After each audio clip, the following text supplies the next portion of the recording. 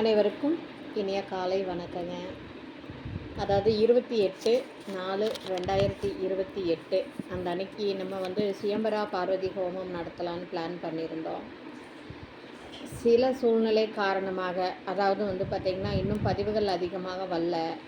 ரெண்டாவது பார்த்திங்கன்னா வரன்னு சொன்ன ஒரு 2 பேரும் கொஞ்சம் உடல்நிலை சரியில்லை அப்படிங்கிற மாதிரி சொல்கிறாங்க.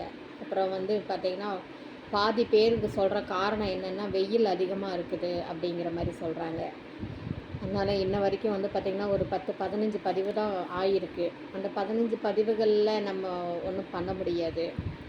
அப்புறம் ஒரு பார்த்திங்கன்னா நன்கொடைகளும் தந்திருக்காங்க. எனக்கு ரொம்ப நன்றி. அதாவது அரசியக்கா ஒரு 5000 ரூபா கொடுத்துருக்காங்க. அப்புறம் கோயம்புத்தூர் சேர்ந்த ராஜேஷ்குமார் ஒரு 5000 ரூபா கொடுத்துருக்காங்க. சென்னையில் இருக்கிற மோகனோட அம்மா ஒரு 2000 ரூபா கொடுத்துருக்காங்க.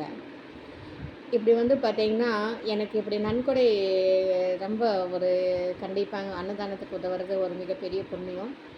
வாழ்க வளமுடன். உங்கள் குழந்தைகளுக்கு சீக்கிரம் கல்யாணம் உறுதி ஆகட்டும். உங்கள் இல்ல திருமணம் ஆகட்டும்.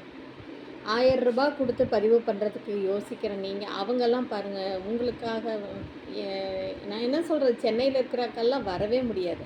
ஆனால் அவங்க 2000 ரூபா அனுப்பி வச்சுருக்காங்க. அவங்களுக்கு பிரசாதம் நான் கொரியரில் அனுப்பிச்சுட்ருன்னு வச்சுக்கோங்க, அது வேறு விஷயம். இல்லை, ஏன் இப்படி இருக்கீங்க எனக்கும் தெரியல. ஒரு நல்ல காரியத்துக்கு ஒன்று செய்யும்போது நீங்களாம் ஒத்துழைச்சா தான் ஆகும். ஒரு 1000 ரூபாயில் நீங்கள் என்னத்தை இது பண்ண முடியும்? 2 நேரம் சாப்பாடுங்க.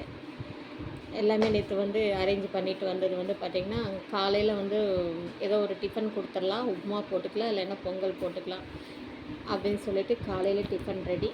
அவங்க டீயும் வச்சு கொடுக்குறேன்ட்டாங்க.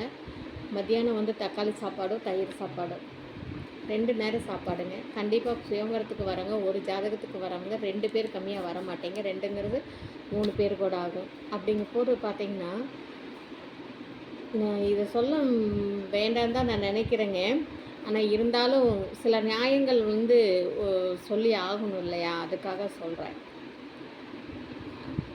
ஏன் ஒரு 1000 ரூபா கூட இல்லாமல் நம்மளால் ஒரு யாகத்தையும் நடத்தவும் முடியாது. இதெல்லாம் பார்த்திங்கன்னா சுயம்பரா பார்வதி யாகம் அவ்வளோ சீக்கிரம் நடத்தவும் முடியாதுங்க. எல்லாம் ஒன்று சேர்ந்தால் தான் நடத்த முடியுங்க. கண்டிப்பாக நீங்கள் ஒத்துழைப்பு கொடுங்க. அடுத்த வாரம் ஞாயிற்றுக்கிழமை வச்சுக்கலாங்க.